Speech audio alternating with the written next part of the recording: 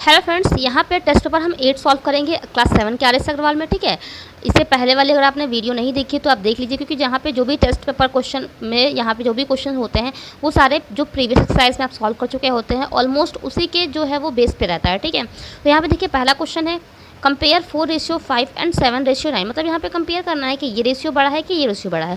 तो इसको सबसे पहले मैं क्या करती थी, अपॉन के फॉर्म में लिखी थी। मतलब यहाँ पे ये नहीं लिखी थी, ये 4/5 था और इधर वाले मैं लिखी थी 7/9। ठीक है, फिर मैं क्या की हूँ 5 और 9 का एलसीएम ली हूँ, जो कि हमारा 45 आया है। तो दोनों के डेनोमीटर को मैं क्या करूँगी 45 के बराबर करूँगी। तो यहाँ पे 9 से मल्टीप्लाई करने पर हो रहा था और यहाँ पे 5 से मल्टीप्लाई करना पड़ रहा था।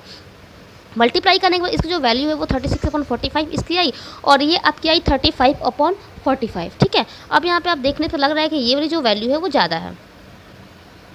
ठीक है, जब वैल्यू ये वाली ज़्यादा होगी तो यहाँ पे जो आपका रेशियो है ये रेशियो आपका बड़ा होगा। तो मैंने यहाँ पे लिखा है 4:5 is greater than 7:9। Question number second देखिए, सेकंड में कह रहा है divide 1100 among A B C in the ratio 2:3:5। मतलब यहाँ पे 1100 है और यहाँ पे ए बी सी तीनों में शेयर करना है। किस किस रेशियो में, तो 2:3:5 के रेशियो में शेयर करना है। सबसे पहले हम क्या करेंगे, यहाँ पे जो भी हमारा रेशियो टर्म है उसको सम कर लेंगे। तो यहाँ पे रेशियो टर्म मेरा ये है, इसको ऐड करने पर 10 आया है। ठीक है, अब यहाँ पे ए का शेयर निकालेंगे। तो ए का शेयर कितना था, 2 था। 1100 में करना था, तो यहाँ पे 1100 इंटू क्या हो जाएगा 2/10 हो जाएगा। यहाँ से 10 कैंसिल हो गया और फिर यहाँ पे 110 को 2 से मल्टीप्लाई करने पे 220 आया है। ठीक है, मतलब कि जो ए का शेयर होगा 1100 में वो 220 होगा। फिर बी का शेयर ऐसे ही निकालेंगे। बी का शेयर था 3 और टोटल है 10, तो 3/10 1100 में ही करना था। 10 यहाँ भी कैंसिल हुआ और यहाँ पे 110 को 3 से मल्टीप्लाई करने पे 330 हुआ। मतलब यहाँ पे ये बी का शेयर इतना है। और फिर ऐसे ही सी का शेयर भी निकाले हैं। टोटल है 1100 और इसका सी का रेशियो है 5 और टोटल जो है आपका 10 है। यहाँ भी 10 कैंसिल हो गया और इसका मल्टीप्लाई करने 550 हो गया। मतलब ये ए का शेयर हो गया, ये बी का शेयर हो गया और ये सी का शेयर हो गया। उसके बाद यहाँ पे देखिए थर्ड नंबर क्वेश्चन में लिखा है आपका divide that the number 25, 36, 5, 6 are not in proportion. मतलब यहाँ पे इसको बताना है कि ये जो है वो प्रपोर्शन के फॉर्म में नहीं है। तो इसके लिए हम क्या कर रहे थे, हमारा जो प्रोडक्ट ऑफ स्ट्रीम है और प्रोडक्ट ऑफ जो मीन्स है वो इक्वल रहता है तो वो प्रोपोर्शन में रहता है। अगर इक्वल नहीं रहेगा तो वो प्रोपोर्शन में नहीं रहेगा। तो यहाँ पे प्रोडक्ट ऑफ एक्सट्रीम क्या, जो आपका फर्स्ट टर्म है और जो आपका लास्ट टर्म है फोर्थ टर्म, उसका मल्टीप्लाई करने पर यहाँ पे 150 आया। फिर प्रोडक्ट ऑफ मैंने मीन्स किया, इसमें क्या था सेकंड टर्म और थर्ड टर्म, इसका मल्टीप्लाई करने पे 180 आया। तो यहाँ पे देखिए इसका जो वैल्यू है वो अलग आ रहा है और इसका जो वैल्यू है वो अलग आ रहा है।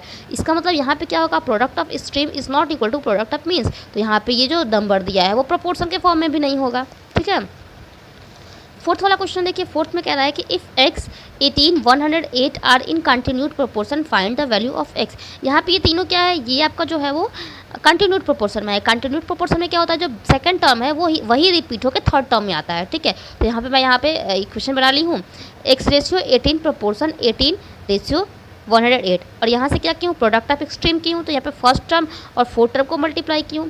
फिर equal to product of means की हूँ, यहाँ पे सेकंड टर्म और थर्ड टर्म को मल्टीप्लाई की हूँ। एक्स को यही छोड़ी हूँ और ये आ गया है अपॉन में। फिर यहाँ पे जो भी जिस भी नंबर से डिवाइड हो पाया है मैं वहाँ पे डिवाइड की हूँ। तो एक्स की वैल्यू हमारी आई है 3। ठीक है, नेक्स्ट क्वेश्चन देखिए फिफ्थ वाला। यहाँ पे कह रहा है कि 2 number are in the ratio 5:7।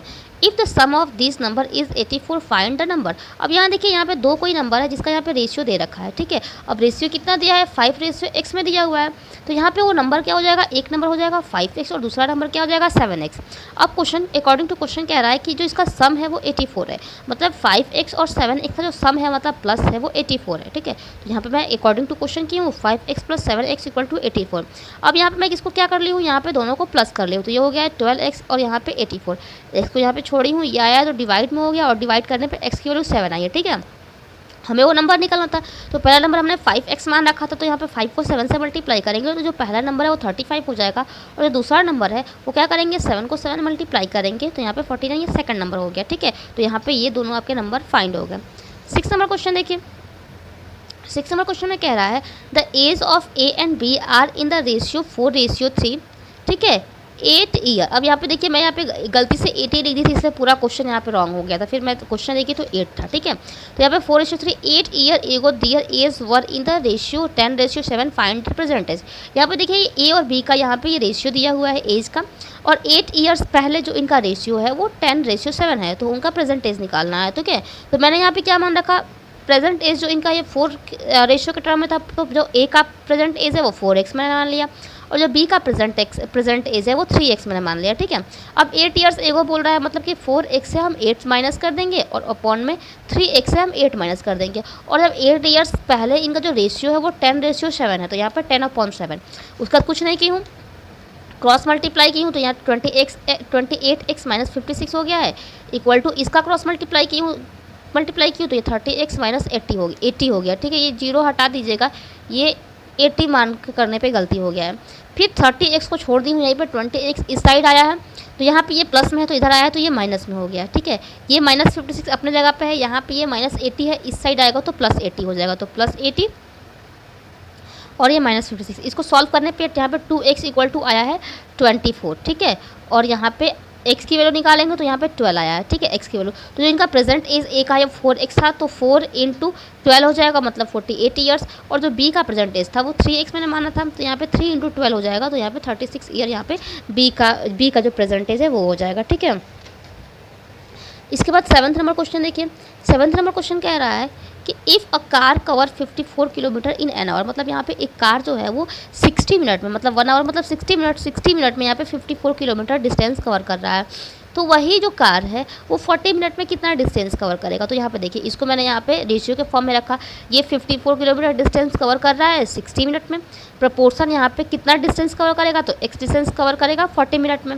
फिर यहाँ पे क्या की हूँ, प्रोडक्ट ऑफ मीन और प्रोडक्ट ऑफ एक्सट्रीम की हूँ। प्रोडक्ट ऑफ एक्सट्रीम है तो 54 और 40 का मल्टीप्लाई, और प्रोडक्ट ऑफ मीन्स में 60 का x में मल्टीप्लाई, ठीक है। x को यही छोड़ी हूँ, फिर यहाँ पे ये अपॉन में आ गया है तो 54 × 40 अपॉन में 60, 10 से 10 कैंसिल कर दी हूँ, और फिर 6 से ये 54 9 टाइम में डिवाइड हुआ है, और फिर इसका मल्टीप्लाई कर दी हूँ, हो गया 36 किलोमीटर। तो यहाँ पे जो 36 किलोमीटर जो है वो 40 मिनट में वो डिस्टेंस कवर करेगा कार, ठीक है। 8 नंबर क्वेश्चन देखिए, यहाँ पे कह रहा है find the third proportional to 8 and 12। 8 और 12 का जो थर्ड प्रोपोर्शन है वो हमें निकालना है, ठीक है। तो यहाँ देखिए थर्ड निकालना है, तो हम यहाँ पे क्या करेंगे, 8:12 प्रोपोर्शन 12:x करेंगे। अब यहाँ से प्रोडक्ट ऑफ एक्सट्रीम और प्रोडक्ट ऑफ मीन से मैंने यहाँ पे x की वैल्यू फाइंड कर ली है। प्रोडक्ट ऑफ एक्सट्रीम करने से 8 का x में मल्टीप्लाई हुआ है, और फिर प्रोडक्ट ऑफ मीन्स में करने पर 12 का 12 में मल्टीप्लाई हुआ है। x को छोड़ दी हूँ, 8 आ गया है अपॉन में, सबसे पहले क्या गई हूँ 4 से डिवाइड की हूँ, इसको डिवाइड की हूँ तो ये 2 टाइम में हो गया है, इसको डिवाइड की तो ये 3 टाइम में डिवाइड हुआ है, फिर 2 से इसको डिवाइड की तो 6 टाइम में हुआ है, और इसका मल्टीप्लाई करने पे 18 आया, मतलब जो इसका थर्ड प्रोपोर्शन है वो क्या हो जाएगा, आपका 18 हो जाएगा। यहाँ पे 9th नंबर क्वेश्चन देखिए, कह रहा है if 40 mens can finish a piece of work in 60 days, मतलब यहाँ पे क्या कर रहा है कि 40 आदमी जो है 40 मैन जो है वो एक काम को 60 डेज में कंप्लीट कर ले रहा है। तो कह रहा है कि in how many days will 75 man finish the same work. तो यहाँ देखिए 40 मेन्स हैं और उस काम को 60 डेज में कर रहे हैं, यहाँ पे 75 मैन हो गए। जब आदमी बढ़ गया है तो जो काम का जो ड्यूरेशन है वो क्या हो जाएगा, वो कम हो जाएगा, तो यहाँ पे डेज आपका कम हो जाएगा, लेकिन कितना ये हमें नहीं पता है, ठीक है। तो ये इतना जो है वो रॉन्ग हो गया था, कट कर दीजिए इसको। यहाँ देखिए, इसको एक क्वेश्चन जब रखी हूँ तो यहाँ पे 40 मेंस थे, तो 40 मेंस यहाँ पे 40 रेशियो क्या हो जाएगा, x हो जाएगा। x डेज में मतलब 40 जो मैन है वो x डेज में यहाँ पे करेंगे, फिर प्रोपोर्शन क्या हो जाएगा 75 जो मैन है वो यहाँ पे 60, यहाँ पे 40। देखिए 40 मैन जो है वो क्या किए हैं 60 डेज में कंप्लीट कर रहे हैं, तो x डेज जो है वो 75 मेंस करेंगे। इसके बाद यहाँ पे मैं क्या की हूँ, प्रोडक्ट ऑफ मीन्स की हूँ और प्रोडक्ट ऑफ एक्सट्रीम कर ली हूँ, तो यहाँ पे इसका मल्टीप्लाई की हूँ 60, बाहर का की हूँ तो एक्सट्रीम हो गया है, और यहाँ पे भीतर की हूँ तो वो मीन्स हो गया है, और यहाँ से x की वैल्यू फाइंड की हूँ तो यहाँ पे 32 यहाँ पे डेज जो है वो आपके आ रहा है, मतलब 32 जो है डेज लगेंगे और 75 मेंस काम करेंगे। तो ठीक है, तो यहाँ पे इस वीडियो को यहीं पे ख़त्म करते हैं। अभी इसमें और भी क्वेश्चन है तो वो आपको मैं नेक्स्ट वीडियो में प्रोवाइड करूँगी। इसमें आपके क्वेश्चन नंबर 9 तक ही रहने देते हैं, ठीक है। वीडियो अच्छी लगे तो उसे लाइक कर दीजिए, चैनल पर नया है तो चैनल को सब्सक्राइब करके बेल आइकन को प्रेस कर लीजिए। और यहाँ पे मेरे सब्सक्राइबर जो है वो 342 हो गए हैं, तो आपको एक यहाँ पे काम दे रही हूँ। यहाँ पे काम आपका क्या है कि आपको पढ़ना तो है ही, लेकिन साथ साथ में यहाँ पे 500 सब्सक्राइबर करने की जो जिम्मेदारी है वो आपकी रही, ठीक है। तो आप इसे ज़्यादा से ज़्यादा लोगों तक शेयर करें ताकि जो सब्सक्राइबर है वो मेरे 500 तक जल्दी से कम्प्लीट हो जाए। Thank you.